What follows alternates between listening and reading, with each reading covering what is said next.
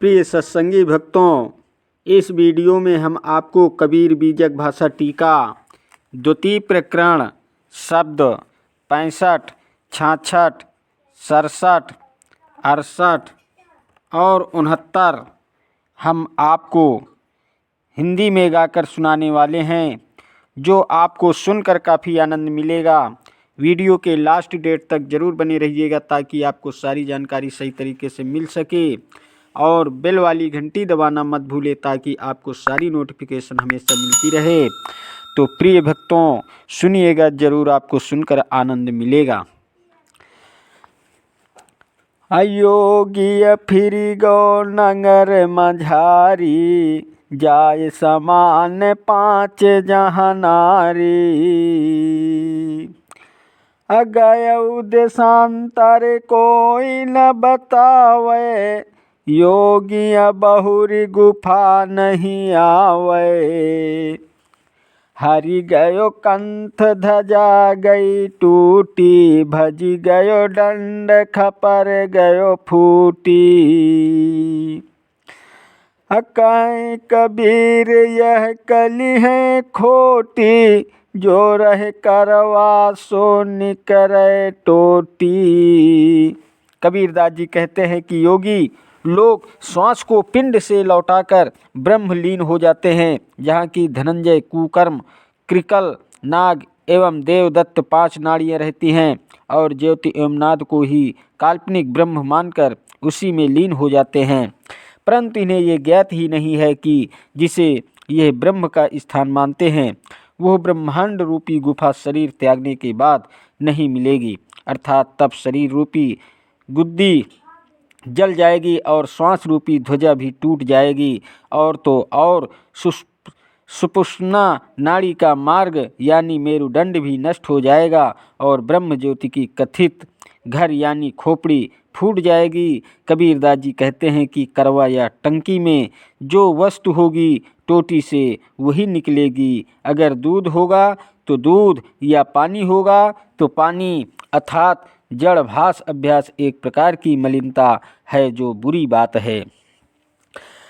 अयोगिया के नगर बसी मति कोई, जोरे बसे योगिया होई। ये योगिया के उल्टा ज्ञान, काला चोला नहीं बाकी म्यान। अप्रकट सुकंथा गुप्ता धारी, तामे मूल सजीवन भारी।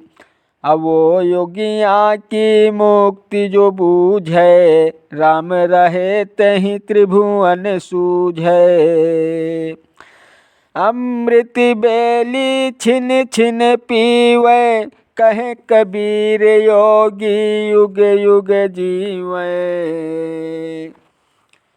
कबीरदास जी कहते हैं कि ये साधकों, योग की आड़ में भौतिक सुखों की इच्छा रखने वाले इन योगियों के समाज से दूर ही रहो, वरना इन्हीं के जैसे कच्चे योगी बने रहोगे, क्योंकि इनका ज्ञान स्वयं उल्टा है और ये आत्म स्थित की जगह सांसारिक भोगों की कामना करते हैं।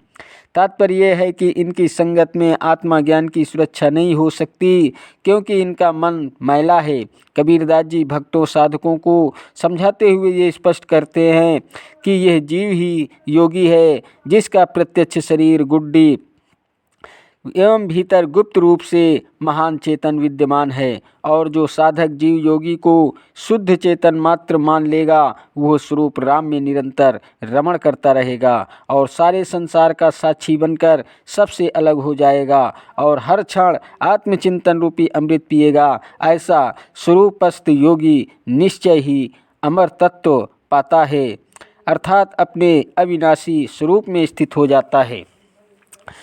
जो पापै बीज रूप भगवान, तो पंडित का पूछो आन। कहाँ मन कहाँ बुद्धि कहाँ अहंकार, सतरज तम गुण 3 पुकार। अविषय अमृत फल फले अनेका, बहुधा वेद कहे तर बेका।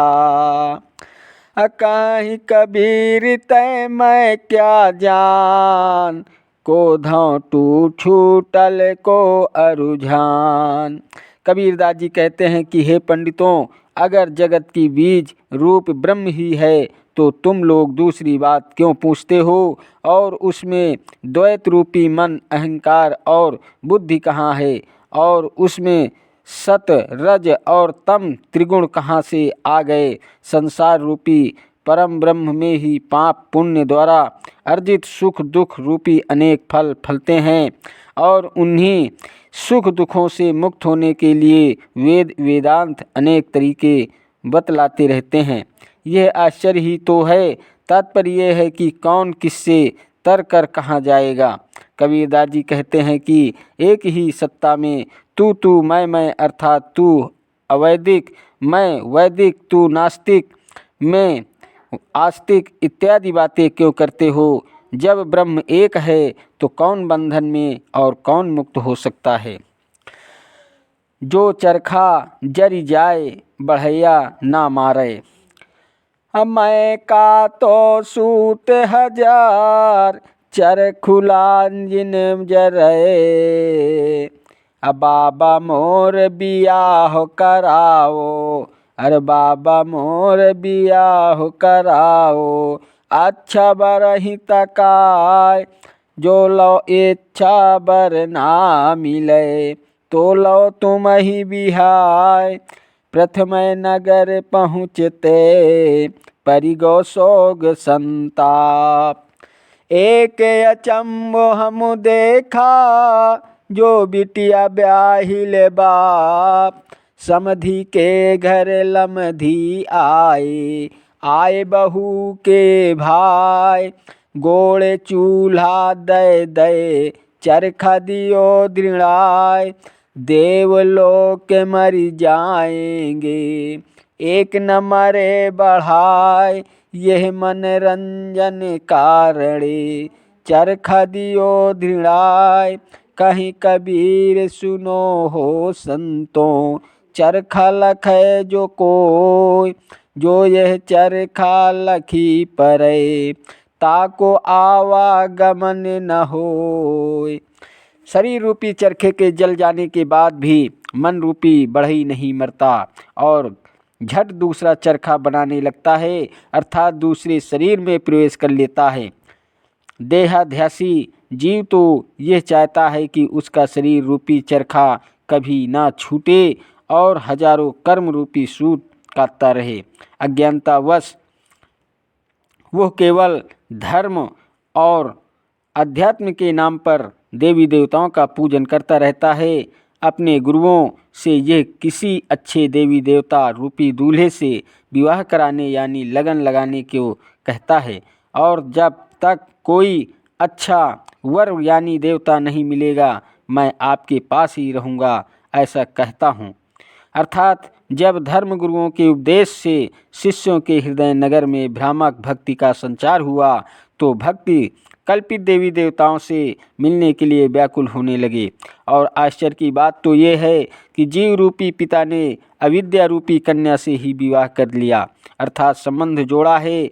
बहू एवं बेटे के पिता आपस में समधी कहे जाते हैं और उनके पिता समधी और पत्नी का भाई साला कहलाता है। ये सब इकट्ठे हो गए हैं। तात्पर्य यह है कि मानसिक विकारों की सेना ही जीव की ज्ञान रूपी गतिशीलता के पैरों को अज्ञान रूपी चूल्हे में डालकर जला देती है और हृदय में द्वंद्व मचाकर देह रूपी चरखे का अभिमान चब बढ़ा देती है। अमर कहे जाने वाले देव या देवलोक का प्रलय हो जाने पर भी मन रूपी बढ़ई नहीं मरता और मन के राम रंग के कारण ही शरीर का अभ्यास बना रहता है। कबीरदास जी कहते हैं कि हे संतों, अगर जीव इस चरखे की दुख रूपता को देखे और उसके समझ में भव व्याधियाँ आ जाए और यह अभ्यास एवं वासना का त्याग कर दे तो उसका मोक्ष हो जाए, अर्थात आवागमन बंद हो जाएगा और वह पूर्ण तृप्त हो जाएगा। अजंत्रिय जंत्र अनुपम बाजे, बाके अष्ट गगन मुख गाजे। तू ही बाजे तू ही गाजे, तू ही लिए कर डोले। एक शब्द मोराग 3600, अनहद बानी बोले।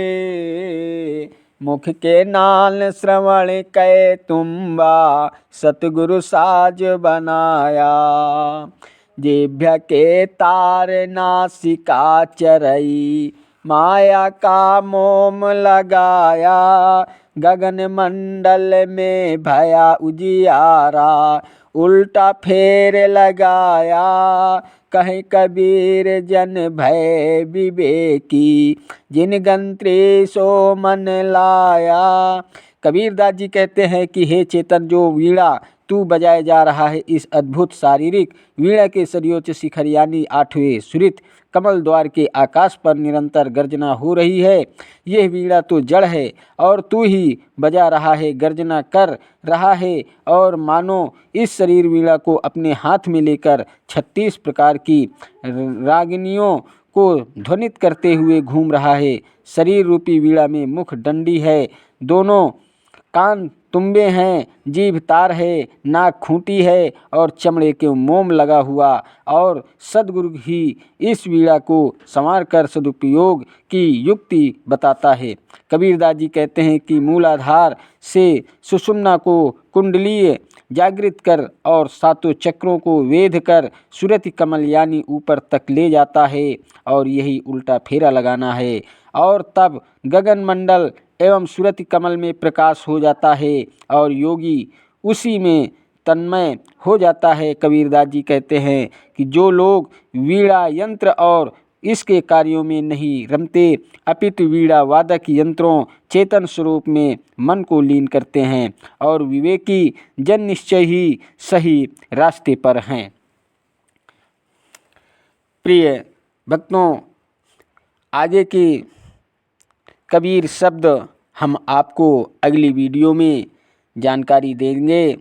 तब तक के लिए हमारे अगले वीडियो का इंतज़ार कीजिएगा। प्रिय भक्तों, अगर आपको पसंद आया हो तो वीडियो लाइक, शेयर और सब्सक्राइब कीजिएगा। चैनल पर नए हैं तो बेल वाली घंटी दबाना मत भूलें ताकि आपको इसी प्रकार की नोटिफिकेशन हमेशा मिलती रहे।